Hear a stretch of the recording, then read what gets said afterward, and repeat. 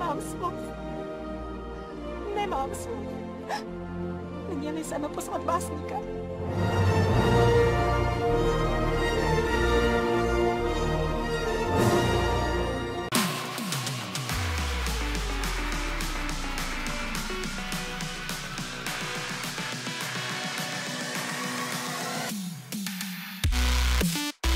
Já navrhuji, aby každý, kdo bude přistižen, dostal od školníka přes držku.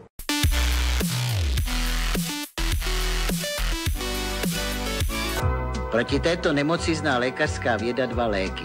Bohužel ani jeden nepomáhá.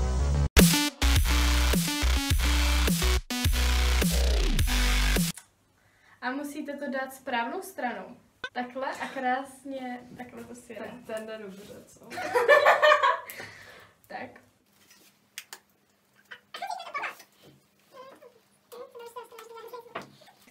No, to je na Dobrý. celou okurku.